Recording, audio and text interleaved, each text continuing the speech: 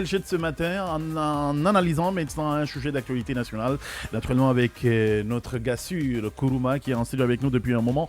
Kourouma, on s'intéresse maintenant à toi et tu as décidé de revenir donc sur ce match du Sili hier et tout ce qu'il y a eu derrière comme manquement.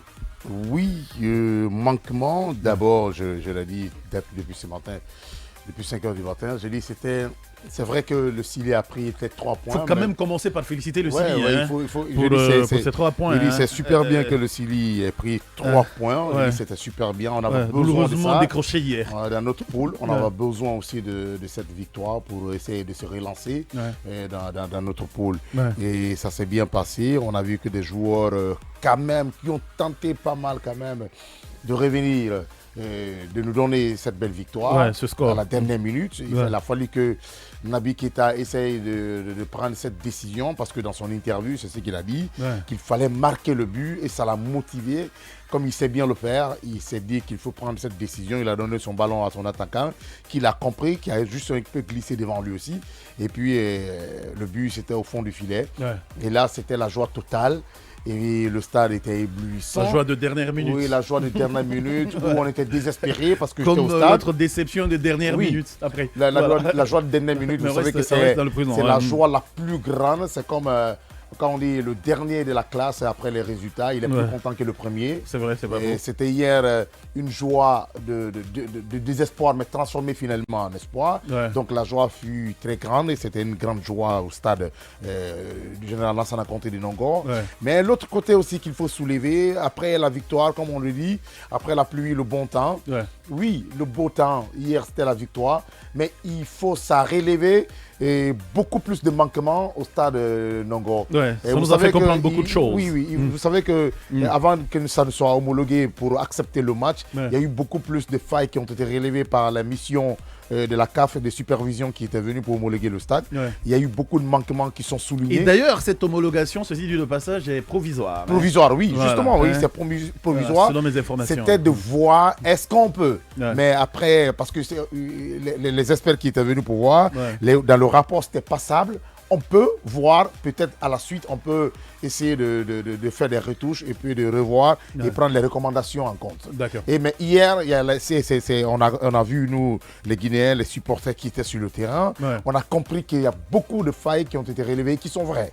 Parce que c'est vrai, c'est un beau stade, c'est une très belle architecture, mais il faut comprendre que la structure du stade, nous ne sommes pas en Angleterre où il faut avoir. C'est pas faux, où il faut mettre directement les supporters face au public et face aux joueurs ou bien à la pelouse. Je suis d'accord. Nous ne sommes pas en Angleterre. Je suis d'accord. Donc on a compris hier qu'il faut des barrières de sécurité juste entre la pelouse. Qui a nécessité vraiment nécessité et impératif. Je suis d'accord. Il y ait ces barrières de sécurité entre la pelouse et puis. Nous ne sommes pas des spectateurs. Voilà, justement. Vous avez vu un peu, je le disais, vous avez vu les supporters. Presque il n'y a que juste une petite barrière et puis un petit trou, c'est-à-dire un canal qui fait le tour, qui fait la ceinture. Mais on a vu il y a que des enfants sauter dans ce canal pour accéder à la pelouse quand Naby a mis le but, a marqué ce but. Hier, on a vu que le stade a été envahi. Au moins, on a passé près de 5 minutes en train de chasser ses supporters. Oui, on nous dira que le football c'est comme ça, on ne se maîtrise pas. Mais dans les autres pays, nous ne sommes pas aussi plus que les autres pays. Je ne vais même pas en Angleterre ou bien en France ou bien en Espagne. Mais dans les autres pays en Afrique, on voit le Sénégal. Oui, c'est vrai que ça c'est. Il fait un moment ça s'est passé, mais ça aussi c'était des jets de projectiles. Mais hier, en matière, il y a eu des jets de projectiles. Bien avant le match. Bien avant le match. D'abord à la rentrée, c'était une désorganisation totale. Côté sécurité hier, c'était pas ça. Il y a 16 000 personnes pour une poignée de sécurité, je dis encore, qu'il y a à voir. La sécurité doit être renforcée, puisqu'on ne maîtrise pas les joueurs, les supporters, ils sont en train de dire que oui, on ne maîtrise pas les supporters, surtout quand il y a la victoire, mais quand même, il faut maîtriser la sécurité. Sinon, hier, ce qui s'est passé, si on ne fait pas attention, on risque d'avoir des sanctions, des grosses sanctions en fait, sur notre stade, ou bien voir même notre stade. Malheureusement, c'est le risque, et c'est ce que tous les connaisseurs du football disent. Puisqu'il y a une mission qui doit venir, on aura appris qu'on doit reprendre encore le stade, et on doit reprendre ses retouches dans le stade. Il faut qu'ils tiennent compte de l'aspect sécuritaire. Parce qu'à la rentrée hier, c'était une désorganisation totale. La sécurité n'était pas du tout. Il y avait quelques pick-up de policiers qui étaient là. Mais attends, pour 16 000 personnes, c'est qu'il y avait un nombre limité de policiers. Non, très limité. Très limité des policiers. C'est vrai qu'il y a... Peut-être qu'on n'a pas mesuré l'ampleur. L'ampleur, justement. On n'a pas mesuré l'ampleur. Mais il faut comprendre, Kaba Diawara l'a dit, que c'était la première fois depuis la CAN, c'était la première fois que la Guinée se regroupe en Guinée pour faire un match comme ça. Les autres, c'était la Covid-19. Vous avez vu que c'était un match à huis clos, bien on le faisait même à l'extérieur. Mais depuis la CAN, c'est la première fois, et très longtemps, depuis 2 ans, c'est la première fois quand même qu'on essaie de se retrouver comme ça autour du Syli national. Donc, il faut quand même mettre beaucoup plus de sécurité. Je suis d'accord. Et hier, le stade, il faut travailler sur la sécurité. C'était quasiment rempli. Et 16 000 personnes quand même étaient sur le stade. Ceux qui pensent qu'on ne peut pas maîtriser une joie, moi je sais pas. Non, c'est pas des arguments, c'est léger. Quand on est content, on ne jette pas les projectiles. Non. Quand on est content, on ne jette pas quand même les projectiles. Mais il y a eu des jets par-ci et par-là. Il faut quand même saluer. Il faut saluer quand même le peu de sécurité, le peu de policiers qui étaient là-bas parce qu'ils l'ont prouvé. Et hier, il y avait ce calme qui était, malgré qu'ils recevaient des jets de sachets d'eau partout, mais ils étaient immobiles, ils faisaient le boulot. Mais ils étaient quand même envahis. Ils ont tenté pas mal quand même de retenir la sécurité, mais ils étaient nombreux. Ils n'étaient pas nombreux. Ils étaient très inférieurs par rapport à ça. Plus de 16 000 pour au moins peut-être une vingtaine de sécurité. Combien d'argent? Donc il faut revoir ce côté. Et il faut revenir comme le stade du 28 septembre, essayer de quadriller, mettre une ceinture de grillage autour de ça. Oui. Non. Hier, c'était indéniable. On l'a vu et je pense bien qu'il fallait partir, il fallait comprendre ça. Il fallait aller au match hier pour comprendre les failles du stade général Lansana Conté. Donc ce sont ces manquements. Et les conséquences, je ne suis pas pro en matière de sport, mais les conséquences, ça se dit que si on ne fait pas attention, on risque de, parce qu'il y a une mission. Même notre match annulé. Il y avait des commissaires, de match hier. Jouer les prochains matchs à huis clos. Oui, non, soit à huis clos ou bien même plus en Guinée. Ah, mais voilà. C'est un peu ça, soit un jour à huis clos ou bien même plus en Guinée. Mais ce qui reste clair, ce sont des recommandations. C'est un nouveau stade, donc ce sont des recommandations que la mission de la FIFA, de la CAF a essayé de relever certaines failles. Mais je sais quand même que les autorités sont à pied d'œuvre, les autorités sportives quand même sont à pied d'œuvre pour essayer de relever ces défis, puisqu'il y a une mission qui doit venir, je crois, du Canada, qui ont eu le contrat de reprendre encore certains manquements et d'essayer de corriger ces failles qui sont signalées par le commissaire qui sont venus, ces observateurs qui sont venus pour homologuer le stade. Et je sais que la première des choses, c'est la sécurité. Il faut surtout miser sur la sécurité parce qu'il faut comprendre dans toute entité, dans toute structure, dans toute entreprise, la première des choses, la première valeur d'abord d'une entreprise ou bien de n'importe quelle structure, c'est sa sécurité. Quand vous êtes à l'extérieur ou bien vous voulez faire venir des bailleurs de fonds dans votre pays, la première question qu'il vous pose, il dit quelle est la sécurité, le niveau de sécurité. Et si c'est beaucoup plus élevé et la sécurité est beaucoup plus disons apte ou bien acceptable et vous avez beaucoup plus de chances d'avoir des investisseurs dans votre pays. Donc il faut dire encore que en ce qui concerne le stade du général Lansana Conté du Zongo, la première des choses qu'on a retenues hier, c'est la sécurité. Puisque ça a failli. Oui, ça a failli. Bon, on dit pas que ça a failli, mais bon, ils étaient quand même. Non, ça a failli. Pas à la hauteur. Jusqu'à 5 minutes, heureusement, qu'on a compris, jusqu'à 5 minutes, le terrain et la pelouse étaient envahis par des supporters qui descendaient. On peut comprendre que oui, la joie, on peut contenir notre joie s'il y avait la sécurité. C'est vrai que les gens ont voulu aller directement. Et puis, en plus, c'est dangereux. Des gens qui étaient directement, qui avaient accès aux joueurs qui étaient en train de célébrer le but. Mais il peut y avoir des coups de poing perdus. Mais en effet, il peut y avoir des coups de poing. J'ai vu un jeune comme ça sauter, courir après un joueur qu'il a esquivé après. Oui, il peut venir gifler parce qu'il s'est dit que c'est l'adversaire, c'est l'ennemi. Imaginez qu'on touchait d'ailleurs à l'équipe adverse hier. Justement, ça allait causer beaucoup plus de problèmes. Il pourrait toucher l'équipe adverse.